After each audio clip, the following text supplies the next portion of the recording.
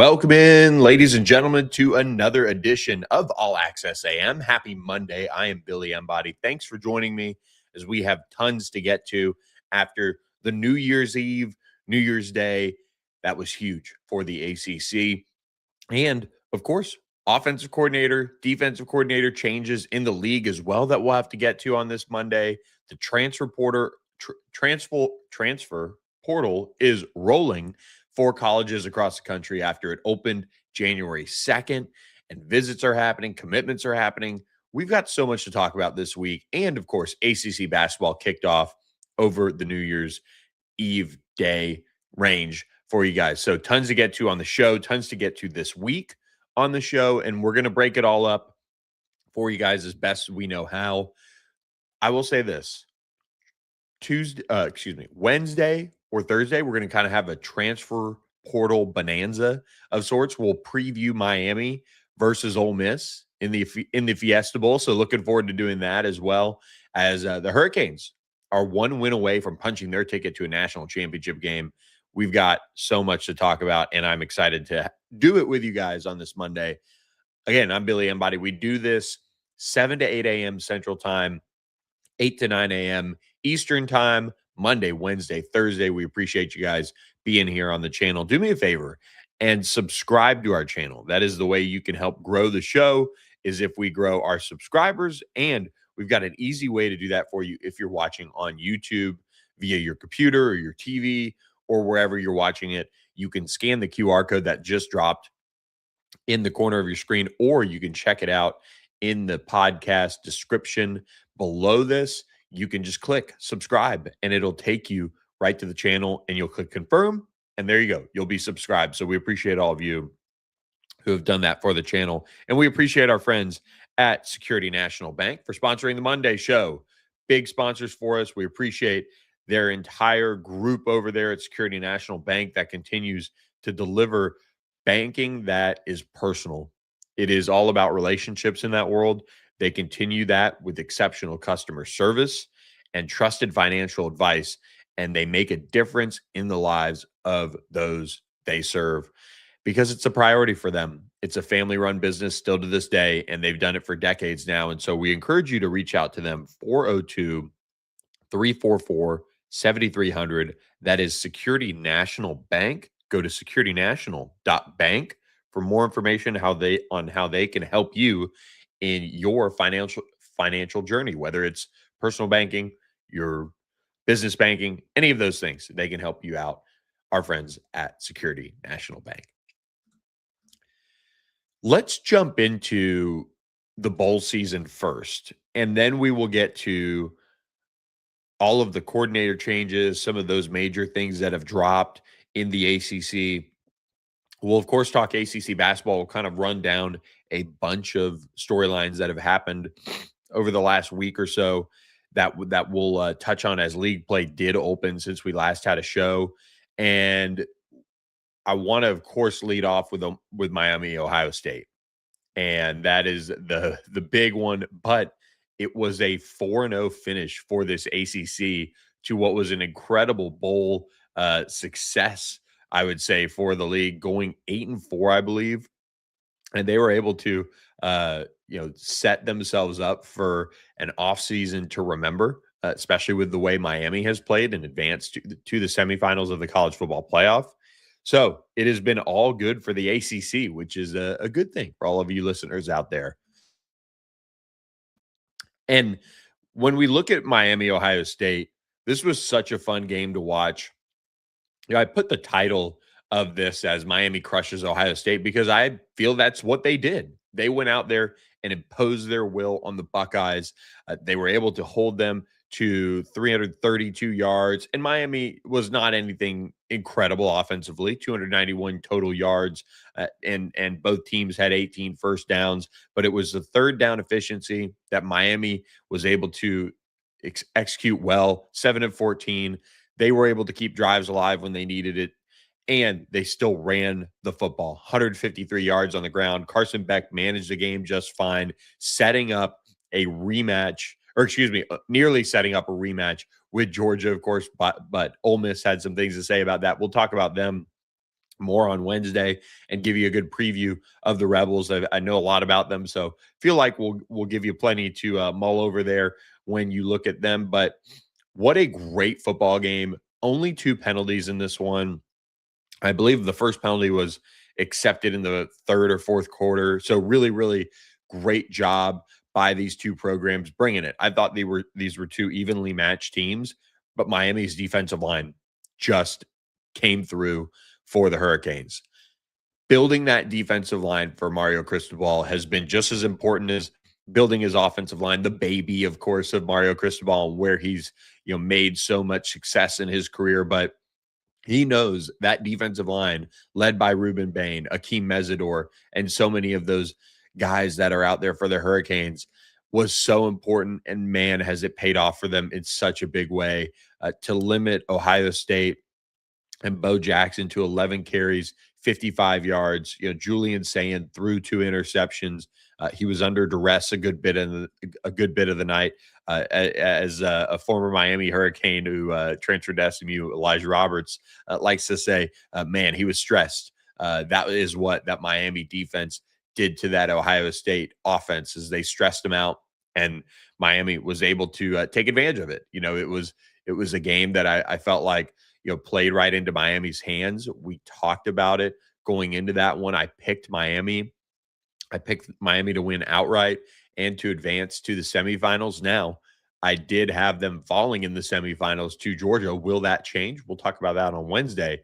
But Miami built a 14-0 lead and just rode that. It got interesting in the third quarter when Ohio State was able to mount that drive, that 11-play, 82-yard drive that ended with a Bo Jackson touchdown. But by then Miami had really kind of settled in and was playing from ahead, and that was the story of this ball game, was Miami setting the tone early with their defensive play and the offense being able to capitalize on it with a Mark Fletcher touchdown from Carson Beck and a Keontae Scott 72-yard interception return for a touchdown, which was one of the more incredible plays. You'll see him jumping the route, him going right through Jeremiah Smith to pick that ball off.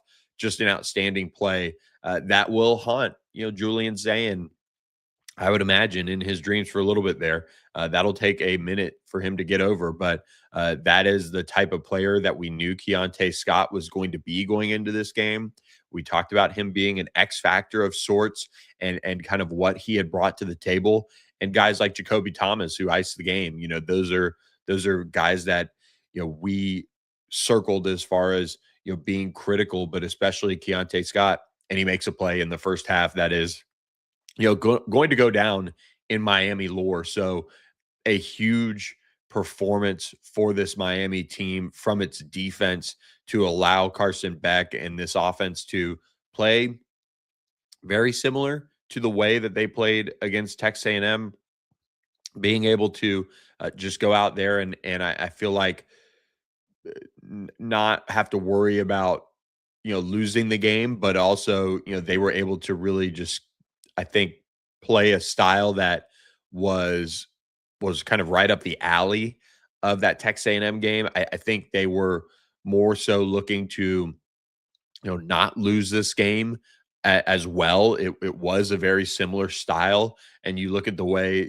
they went out there and iced that game with that touchdown drive in the fourth quarter. That was exactly what you wanted to see. I was watching the game in San Diego with some friends of mine, and ahead of the SMU game, and I said, this drive right here, there was some kind of talk about, okay, well, you don't want to give the ball back with too much time or whatever. And I said, I don't know if they're not going to just run this thing out. And sure enough, they basically did. So 5 minutes on the clock or so, they were able to take it all off. Mark Fletcher was critical in that as well, and had a couple of big runs, but they were just able to run it down Ohio State's throat, and that was because they established a run early, and guys like Shamar Brown and even Gerard Pringle got in there and had a nice run in the first half that I kind of remember vividly, at least. So I don't think I have that wrong, but they were just able to rotate guys, and Mario Cristobal and that staff, they trusted their guys late in that game to go out and execute. So a tremendous, tremendous win for Miami, a huge deal for this conference as well. And you've got to give it credit. Got to give them credit. Mario Cristobal had them ready to go, had them confident.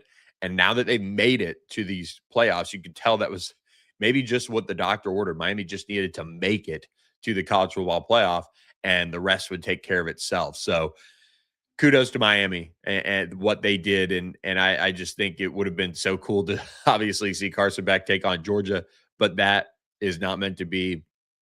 They're going to take on a very dangerous Ole Miss team that is playing motivated, kind of playing like Miami, playing like, obviously somebody disrespected them and they want to prove people wrong. And that's the way these two teams have played in the playoffs. And so that is going to be such a fun Fiesta Bowl. And on the other side of it, we've got a rematch, Indiana versus Oregon, in the other semifinal matchup. So great football games ahead this week. It's crazy to think that they are, coming right up, but we'll be here to preview and react to it all as Miami gets a shot to punch its ticket to a national championship, which would just be awesome for this conference, especially after the strong bowl season that it had. So tremendous stuff for Miami. The game was kind of a minute ago now, but I did want to open with that and give them their flowers because they deserve it after what they did to Ohio State, a dominant performance and kind of exposed the Buckeyes a little bit for what they seemed to be, pretty much all year, which was a team that you wondered, okay, with these super conferences, what are you actually going to look like when you have to play some teams that, really have a little bit of a backbone. And that's what we found out. Texas ended up being a little bit of a fugazi, and Ohio State ends up winning that one. Kind of a very simple ball game, kind of the opposite of the Miami game where, Texas didn't have anything going offensively, but both teams played great defense, I felt like, for the most part.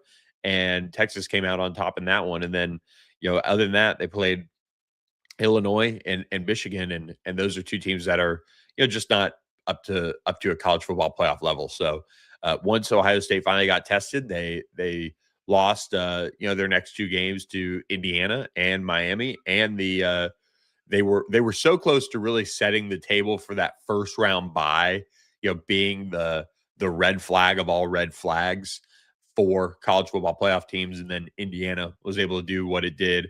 Of course, Oregon beat Texas Tech, and then you had Ole Miss beating Georgia. So, that kind of knocked off that continued a lot of the first round bye commentary. But Ohio State is going home, and it's thanks to a Miami team that was ready to play and ready to roll.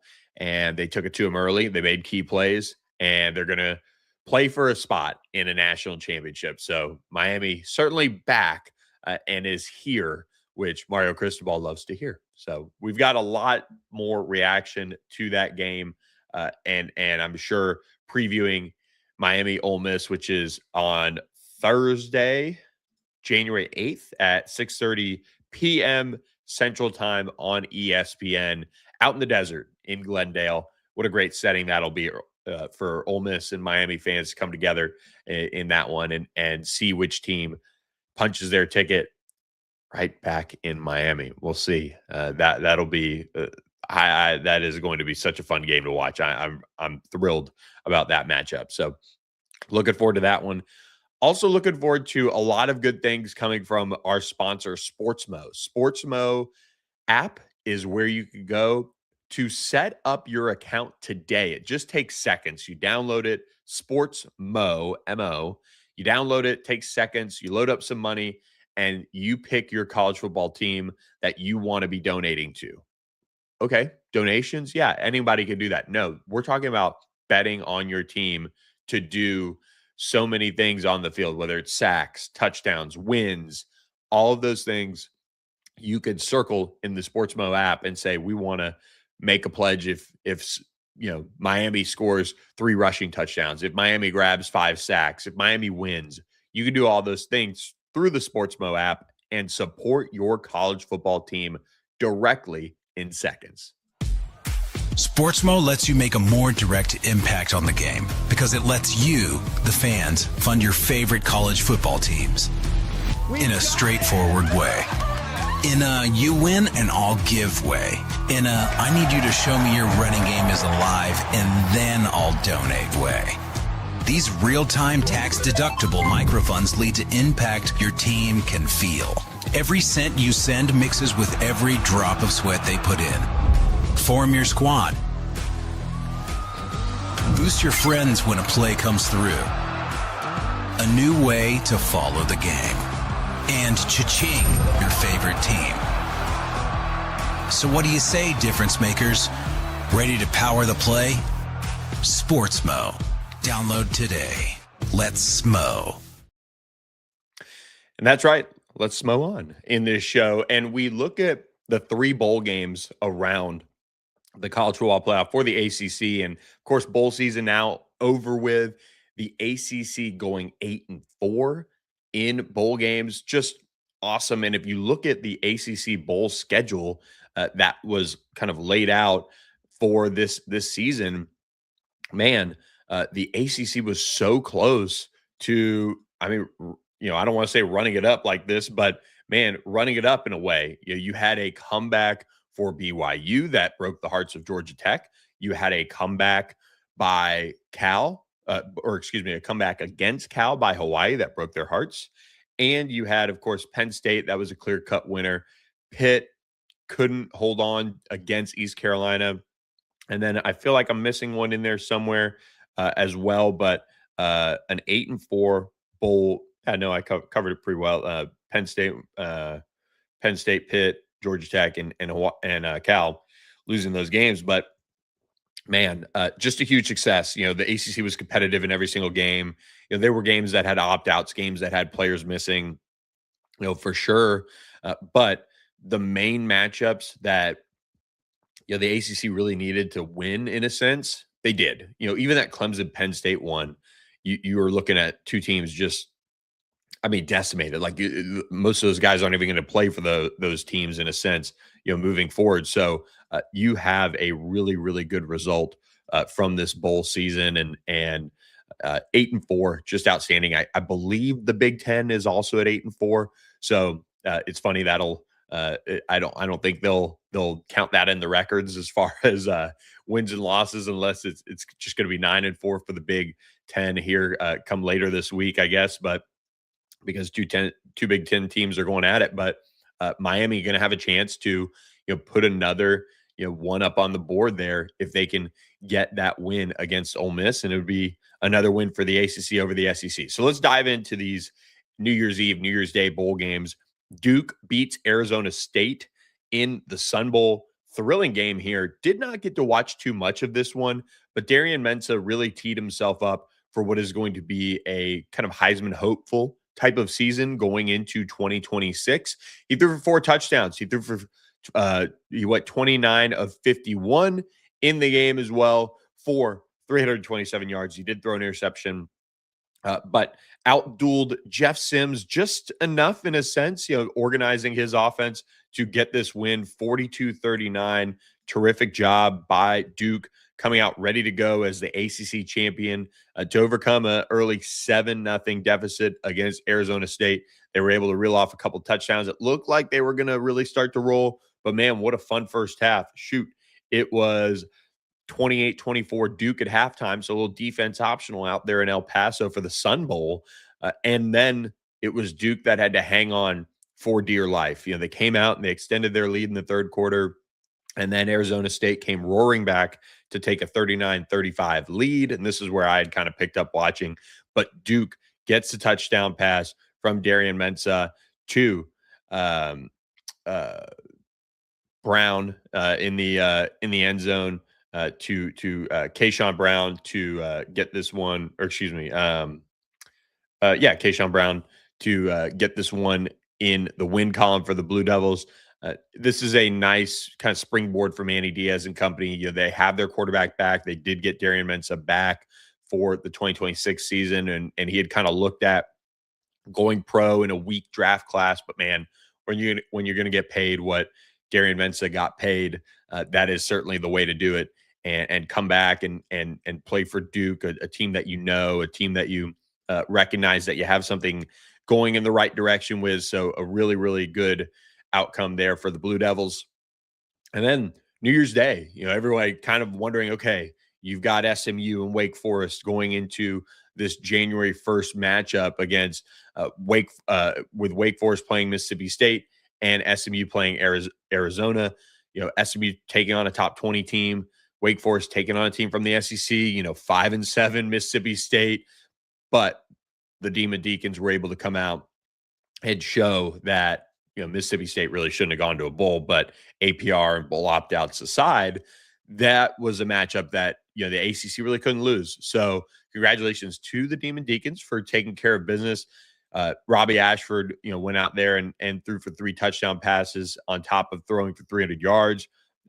When I saw Mississippi State go up 3-0, I was like, okay, they're going to grind this out. We just don't need to see this as a league. But Wake Forest bowed up. It was still kind of a defense optional game, which was surprising. If this was in the regular season and some of the things that we had known Wake Forest for had been in place, I think they have a few guys that are in the transfer portal. This game probably plays out very differently on both sides of it. But Wake Forest just had kind of lost some of their top defensive players, and Mississippi State was able to put up 400 yards of offense. But what was even crazier was watching Wake Forest put up 451 yards of total offense. Had this one watching side by side on the multi-box with them being pretty much at the same time, kind of off by, I think, 30 minutes or so. But Wake Forest was able to, kind of play a good enough brand of football to get this win. And they just kind of pulled away in that fourth quarter and second half as a whole. And they nearly put up 30 points in the second half of this game to grab the win and just, watching Mississippi State really kind of run out of gas. It was 15-9 at the end of the first half, and you kind of felt like, okay, if Wake Forest can get something going early in the second, that might be, in a game like this, the knockout blow. And sure enough, it was. They come out, they score a touchdown, 3 plays, 75 yards, and were able to get that at the end of the third quarter to go up 23-9, and from there it was over. And it was quite the exclamation point on a season for Wake Forest. That was a lot of fun for the Demon Deacons as they go 9-4 in Jake Dickert's first season. I don't know if we formally handed out awards on the All Access AM show this year, but he was my vote for Coach of the Year. I just think I always am going to pick those things kind of relative to the expectations preseason, right? Like you could have picked a Brent Key. You probably could have picked Tony Elliott, with what they were able to do in getting to the ACC championship game.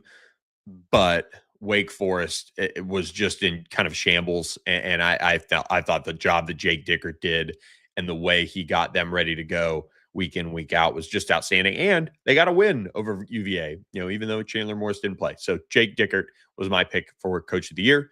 He did an outstanding job. Now the next step for Wake Forest, like we talked about on our Christmas gift giving episode, Wake Forest needs to continue to step up in the NIL world and give Jake Dickert some more resources to compete, some more resources to put things in place that they can be successful with and find a way to retain some of this top talent. Obviously, there's always going to be players that, at a certain point are going to chase a massive bag. Matim Igaragubo, their big defensive tackle, is going to command 7 figures reportedly on the open market now, and that's what he's doing.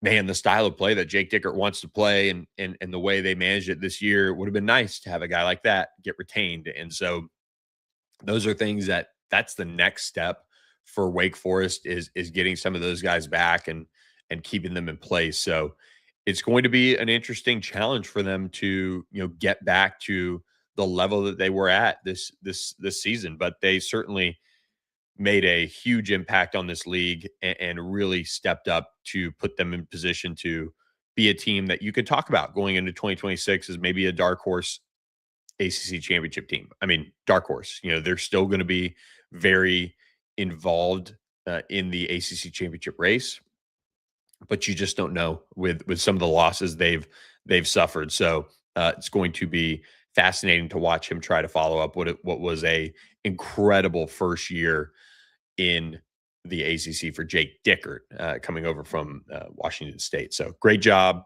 great finish to the season. And speaking of great finish, it was a not so great finish, but SMU did finish off a top 20 win over Arizona in the Holiday Bowl out in San Diego. A really fun game with the casket toss going on at halftime, but SMU raced out to a 24-0 lead. And then Arizona raced back with 19 points to SMU's 0 points in the second half. A game of two halves, completely for Kevin Jennings and company. They were Kevin Jennings was, I think, 40 yards short of topping the highest passing yardage total against Arizona's defense at half. And then he proceeded to come up 10 yards short of hitting that 288 yards in the game as a whole. SMU opened up with a kind of reverse flea flicker. They hit Matthew Hibner for an 80-yard reception. He was able to get all the way down to the one, and then TJ Harden punched it in for a 7-0 lead. From there, SMU built a 24-0 lead going into halftime, and they really needed every bit of it, because in the second half, Kevin Jennings threw 3 interceptions. Now, if you follow me at ontheponyexpress.com, I'll be back on the normal podcast routine this week over there. But, some of those interceptions, I mean, one was unbelievable to watch. Like, just, I don't know what Kevin Jennings was doing. All he had to do was flick it out of bounds and live to fight another day on a third down, and he doesn't. And Arizona comes up with a jump ball, tip ball, and I mean that truly was just an unbelievable decision. But the two other ones, you could argue he should not have been throwing the football, and really the first one, or the third one, he should not have been throwing the football. They're down on Arizona's side of the field. They're milking the clock. They had made some really nice plays. I believe it's relatively short yardage, and great play by Wilson, the Arizona linebacker, a Texas guy playing in his final game for the Wildcats, and he makes a great interception on a he did fake blitz and dropped out, and Kevin Jennings didn't see him and throws it right to him. But that's a play that he should be just coaching staff should just be calling a run play. I'm sorry, you're up late, you're trying to run out the clock. You'd been successful doing it, and your star quarterback should see that. I'm not saying he's free from scrutiny there, but you got to run the football, man. And Kevin Jennings had a couple times to ice this game and didn't. And Rhett Lashley had SMU in a 2nd and 2 after an 8-yard run on, I think, their opening drive of the second half, and goes two straight passes. Granted, I think 2 straight drops in those, or 1 throwaway and then a drop. But SMU, they were able to get some timely stops. Alexander Kilgore got an interception that thwarted an Arizona drive that was looking promising, and they get a couple of key 2-point conversion stops as well in that game. I think 2 of them, and Arizona was then forced to play the 3-possession game kind of all the way back till the end, and so that was just too much to overcome for Noah Fafita, who SMU only got home, I believe, to sack him once in the game. Yes, once. But holy cow, did they have opportunities at probably like 5 sacks. It was crazy. But Noah Fafita, you got to give him a lot of credit. Just a ton of sudden movements to extend plays and throw touchdown passes. 2 of his 3, I believe, were just stellar, escaping the pocket, kind of stepping up in the pocket. He's a smaller guy in a sense, so he was able to duck and move around and just make some incredible throws to keep Arizona, or to get Arizona back into the game. And then Ahmad Moses, a senior, playing his final game for SMU, he led them with 13 tackles and a pass breakup that really should have been an interception. That was another one that kind of games are ifs and buts and things like that. But Ahmad Moses could have had a huge interception, but he recovers the onside kick. That was really a ground ball that was really difficult to field for him. So Ahmad Moses gets the defensive MVP honors. Amir Knight, who had 104 yards receiving on 7 receptions, gets the offensive MVP honors for this game. And Rhett Lashley gets the somewhat eggnog bath from Brian Bumgardner, and an SMU alum, and Kevin from The Office, for those who don't know. But SMU wins its first bowl game since 2012. They did end up going into the game, I think, maybe favored or maybe just a point underdogs in that one. So the line moved late towards SMU. But I kind of said this before the game. I thought SMU was going to get up for this game. It was a top 20 team. SMU is usually good at getting ready to go and ready to rock against top 25 teams. And they did that. They came out after a month-long break and absolutely were beating the brakes off of Arizona. And this game really, SMU got down inside the 5 late in the first half. And Kevin Jennings, 1, almost throws an interception, but 2, maybe they find a way to punch that in, and maybe none of this happens. Who knows? A lot of maybes there. But they were able to absolutely dominate this Arizona team. And, that there's something to be said for that. And granted, this SMU team, this was kind of the perfect kind of finality for this team, which was Jekyll and Hyde a little bit at times this year. You had the high of beating Miami, and then you had some of the lows of losing at Wake Forest, losing at Cal.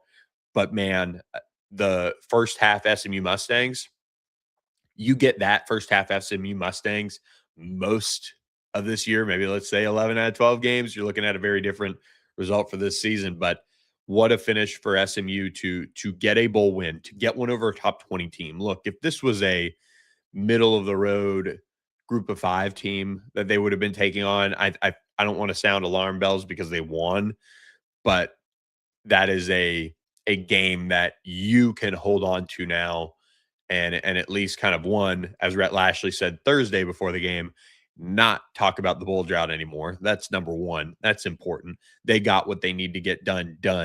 And they did it because they were ready to go. They did it because they were able to execute. They were able to shut down Arizona's offense for the most part, bend but not break defensively, get off the field, and limit Arizona State to a really, really low percentage on third downs early in that game in particular. And that was the difference for this SMU team, was a fast start. And they were beating the brakes off of Arizona in the first half. So SMU comes away with a bowl win, and that is a huge deal for, I know, this fan base.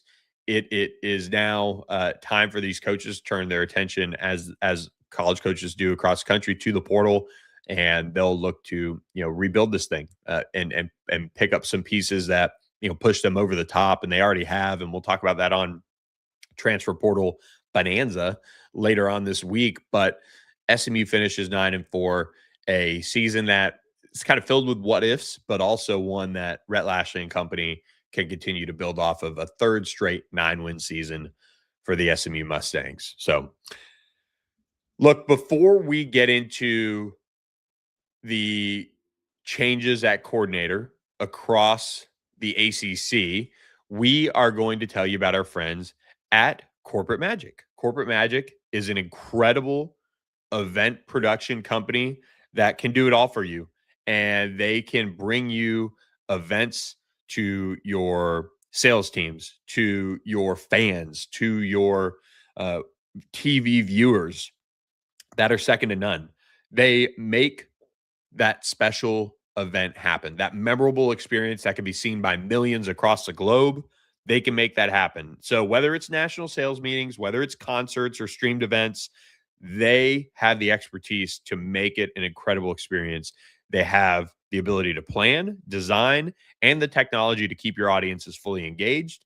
So reach out to Corporate Magic today. That is corporatemagic.com. Big stages demand a partner who knows how to perform when the stakes are high. That's Corporate Magic, corporatemagic.com.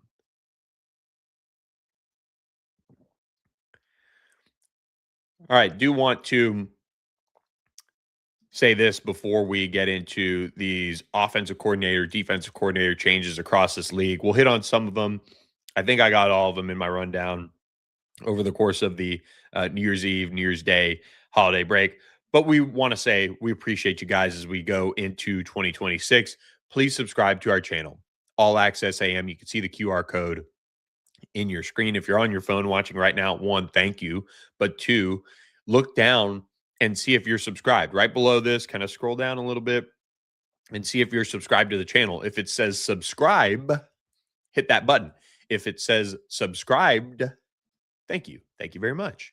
We appreciate you guys making this channel what it is, and we're excited to grow with you guys in 2026. So please either scan the QR code or hit that subscribe button for me on the channel, All Access AM. We appreciate you guys so much for joining us here Monday, Wednesday, Thursday, 7 to 8 a.m. Central, 8 to 9 a.m.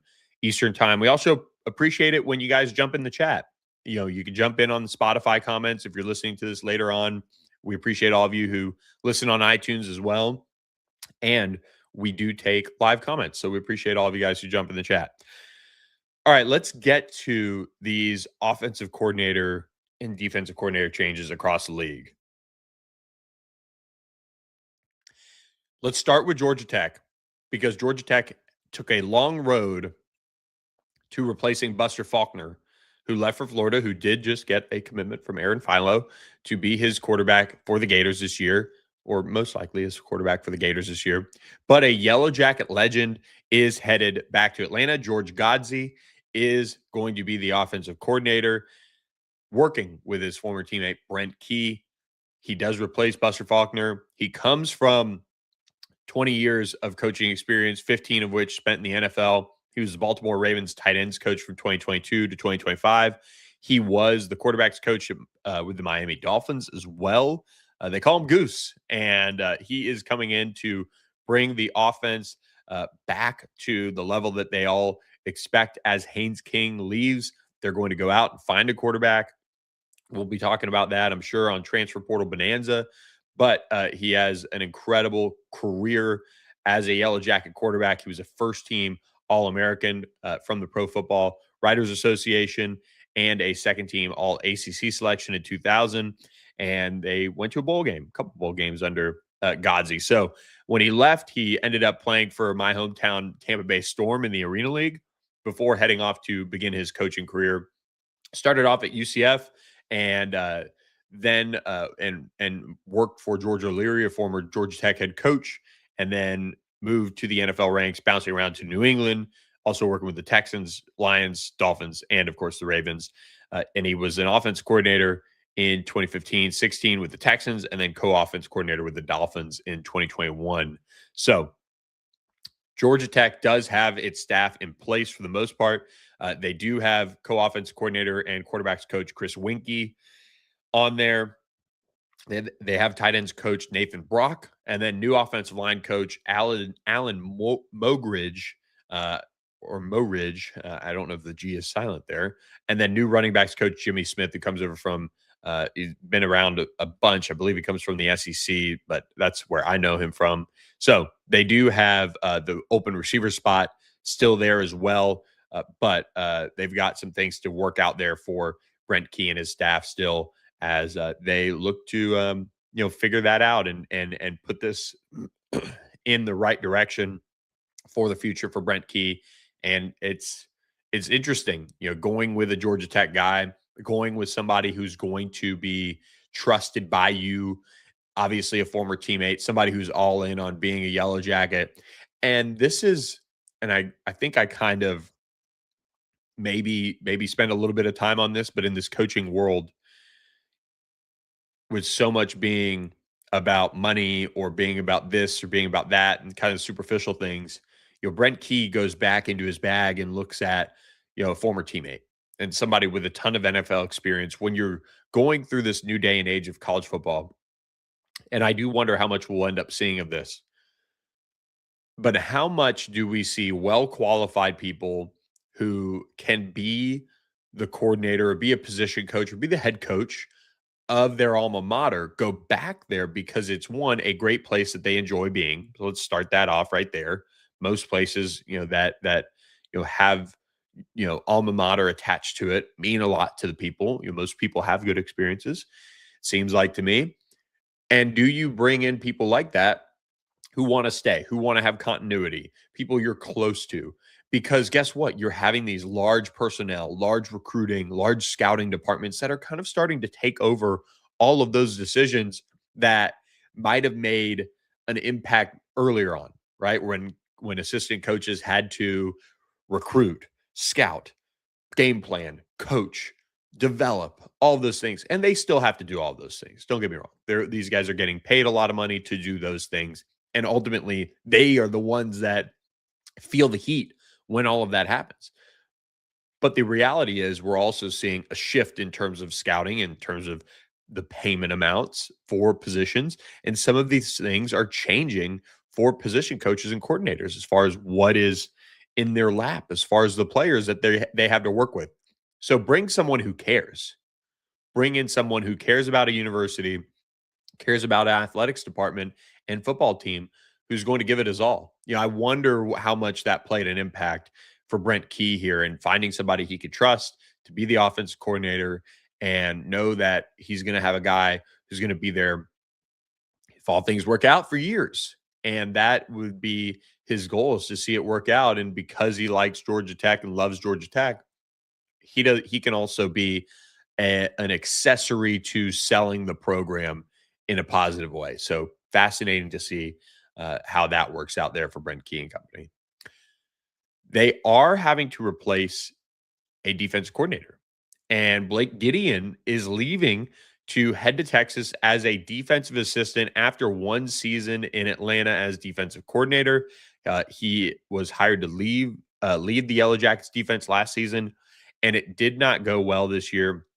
He came over after being safeties coach at Texas from 2021 to 2024. Now he is back in Austin working with new Texas defensive coordinator Will Muschamp. Incredible. Can't believe I just said that. But we're living in an alternate universe, and more on that when we get to Clemson. But Gideon's defense allowed 25 points a game, 399 yards per game. They were in the bottom half of the ACC. I do wonder if this was a natural opportunity that kind of worked out for Brent Key, where Blake Gideon can just go and head out, and everybody's okay with all of that. And maybe that is something that has happened. And I'm intrigued to see how this works out. But they did come in and bring in Vinny Sunseri as well, a veteran defensive coach who I've kind of at least watched for a while from afar, and it's going to be a really intriguing deal to see how that works out as well. But I don't believe they have hired a new defensive coordinator just yet. I don't think Vinny Sunseri is getting that role, but he is coming on as a safeties coach, replacing Corey Peoples, who was not retained. And he's a former Florida assistant, is spending time under Billy Napier and Billy Gonzalez. And he was the safeties coach at University of Washington and was a part of the Patriot staff. This is somebody who's come up through the Alabama ranks as well and coached under Nick Saban. He was really kind of a hot name early in his career, and had a good playing career, was picked in the NFL draft by the Saints, and then got done with that and started into coaching. So he takes over as safeties coach. I do assume they're going to go out and try to find a defensive coordinator to work with Vinny Sunseri. But this is where it gets interesting for Brent Key. Where do you go in this regard? Because you have Jess Simpson and Kyle Pope back on the defensive line in front, and Tyler Santucci, maybe somebody to watch if he might be open to a return to Atlanta. But this is going to be a really interesting job to see where this goes, because they have to nail it. They have to get on the right side of this defensive situation. And I think a lot of it, does have, I think a lot, I would say a lot of this has to do with kind of coaching. I thought there was enough defensive talent there at Georgia Tech this year to be better than what they were. I don't look back on this season and say, man, they didn't have, what were they doing? They had some players. So I'm interested to see if Brent Key takes some of this money that they were paying Blake Gideon, and I don't know what the offensive coordinator is going to make yet, but maybe they go out and hire a big name. I saw Jeremy Pruitt being floated as a name, according to our friends at Jackets Online, who, if you're not a Yellow Jackets fan, spending time on Jackets Online, a part of On Three and Rivals, you're doing it wrong. So that is something to keep an eye on there, and we'll see where they go in that regard. But I mentioned Will Muschamp earlier. I mentioned an alternate universe, and I wanted to let me make sure I'm saving this for last. But yeah, the alternate universe is here, and that is Clemson hiring Chad Morris as their offensive coordinator. They are supposed to be meeting Monday morning as a board of trustees to approve his contract as the next offensive coordinator, replacing Garrett Riley. Dabo Swinney brings in the former Clemson offensive coordinator, former SMU and Arkansas head coach, who I know well, to lead the offense for the Tigers. What an insane turn of events. Shout out Bruce Feldman. He broke it right away that he was linked to the job. And I think a lot of people just right off the bat kind of were like, no way, no way. Sure enough, it was pretty much done. So Dabo Swinney gets this guy really quickly, somebody who he could trust. Certainly has been a key part to building up the Clemson program during those early days of the Dabo Swinney era. And Chad Morris is quite the guy. I don't think there's any other way to put it. He's been a part of some really successful offenses. He has been in some really interesting positions over the course of his career. He got SMU kind of back and then was able to scoot over to Arkansas just in time. And then we all know how that went, but it's been a revolving door. And so he took off this last season to watch Chandler Morris's son play at UVA and see that play out. But now he is back in the coaching ranks.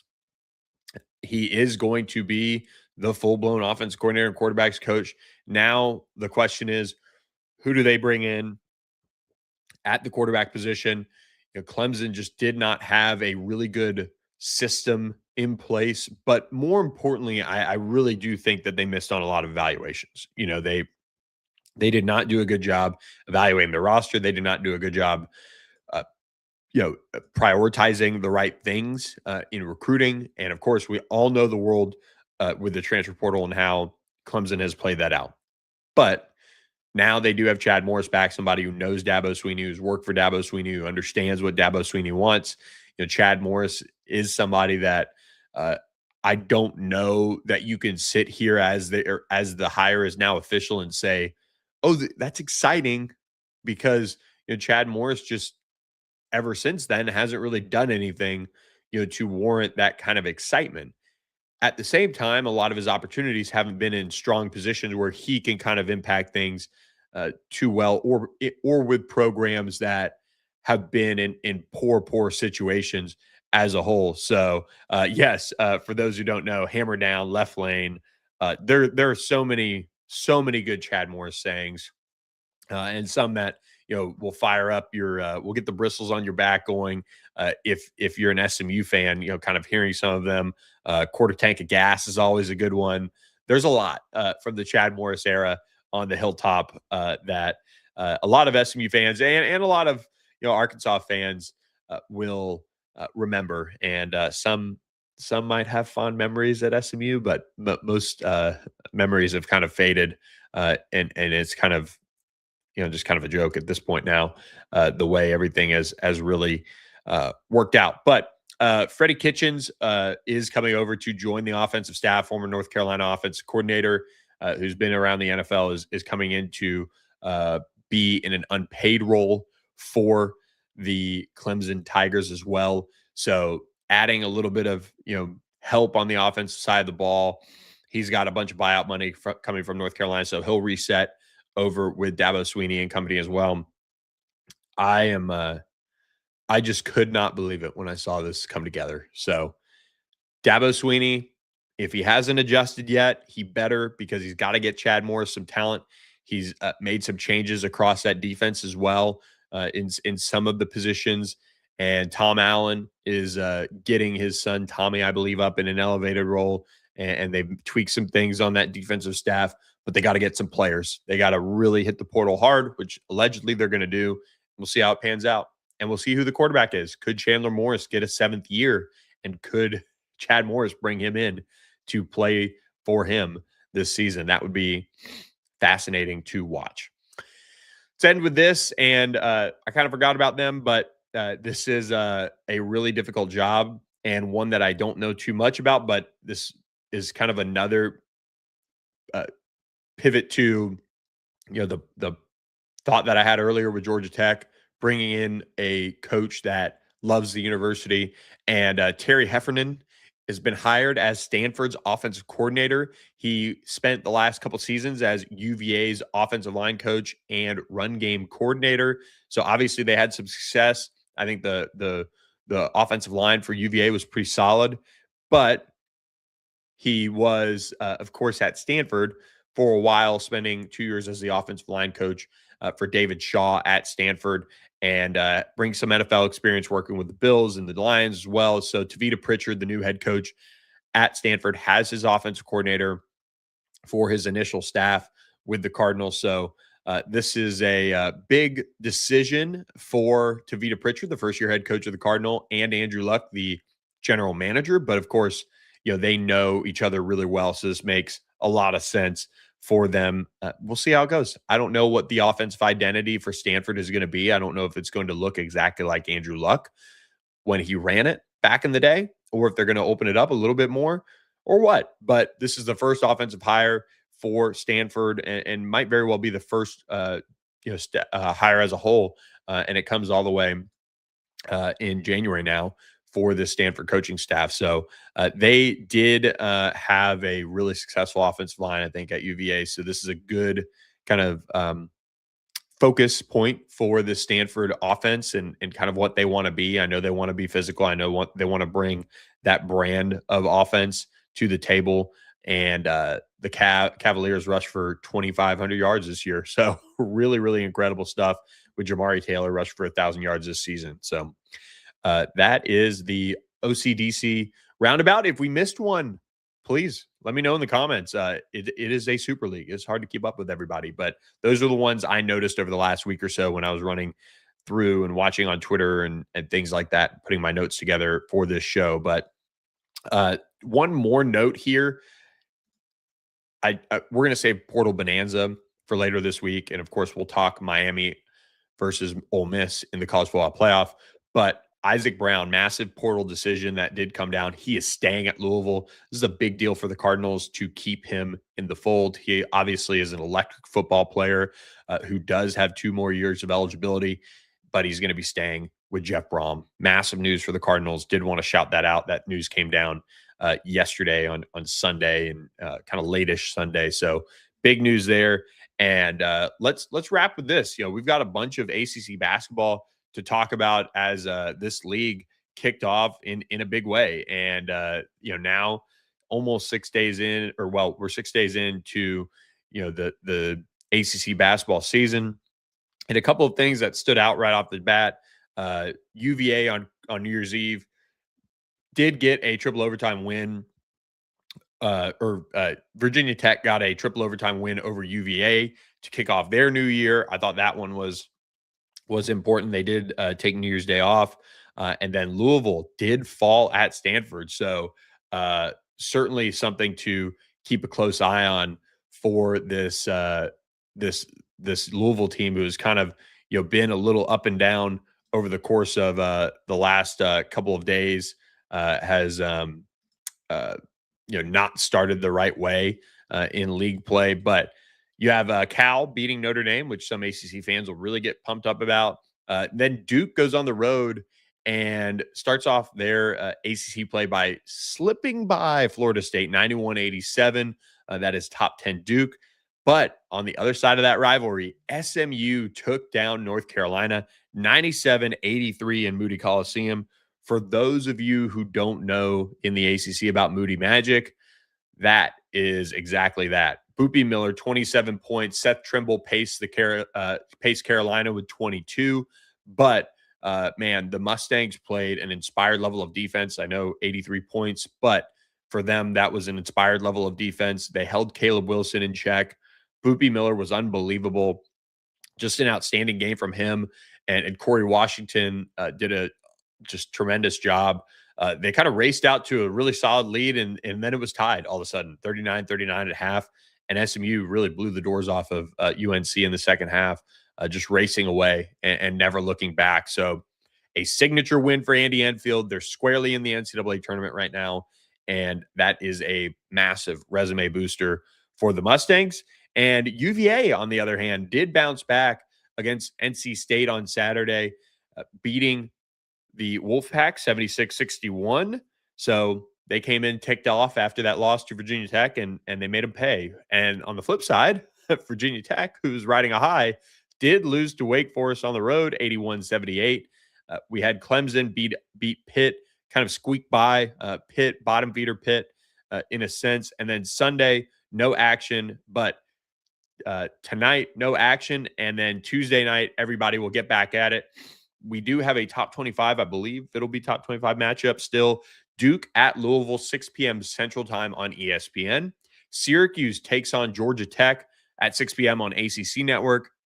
And then NC State at Boston College in a late one, 8 p.m. Central Time on ACC Network. Here is a look at your standings for the ACC right now as it stands as you kick off your week.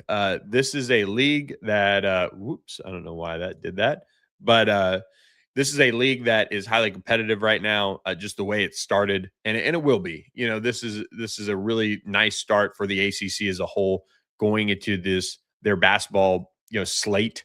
And ACC coaches will be on the Zoom call starting Monday, the first one of the year. And this is that time of year that ACC basketball fans, this is what you want. This is exciting stuff. And just going into this weekend, a couple notes. The ACC stood 176-55. That's a 76% winning percentage in non-conference action with 3 games remaining in February. The ACC is on pace for its best non-league record since the 2018-19 season. The ACC had a 65% winning percentage in non-conference games last year. They have done an incredible job improving that. But let's look at the standings here. Duke, Clemson starting out 2-0 in the league. Miami, SMU sitting at 1-0 and a half game back. Cal, UVA, Stanford, Virginia Tech, Louisville, NC State, Notre Dame, Wake Forest, North Carolina, Georgia Tech sitting at 1-1. Syracuse, Boston College, 0-1 on the year in ACC play.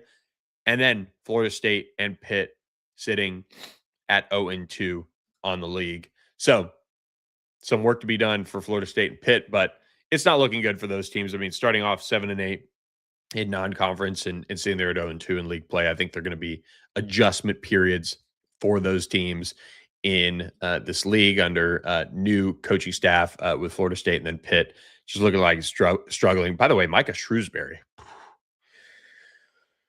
Wow. If you haven't seen that video, Google Michael Shrewsbury and he's going to pop right up for you guys. But let's end with this. The ACC has had 9 different teams start the season 10-2 or better. That's most among D1 conferences. That is tied for the conference's second most in a single campaign behind that 2017-18 season I talked about earlier. ACC teams have 16 quad 1 net wins from non-conference play. Of the 10 ACC schools with a quad 1 win, Duke is tied for the national lead with 4. 10 teams with at least 1 quad win is tied for the most of any league.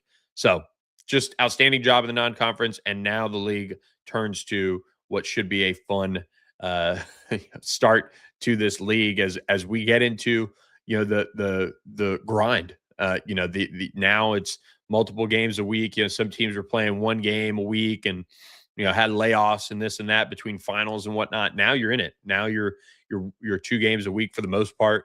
And you're going to be rocking and rolling, traveling coast to coast in some instances. So this is the fun time of year. We're looking forward to bringing it all for you guys on ACC basketball. And, of course, Portal Bonanza. We've got Miami and Ole Miss battling it out in the Fiesta Bowl Thursday night. So stay tuned for our preview on that.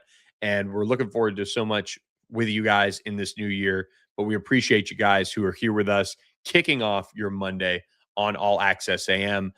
We are here 7 to 8 a.m. Central Time, Monday, Wednesday, Thursday, 8 to 9 Eastern Time, Monday, Wednesday, Thursday. So please, wherever you are, hit that subscribe button for me. Support our sponsors, Security National Bank. Learn more in the podcast episode description underneath this on our YouTube channel, Spotify, or Apple.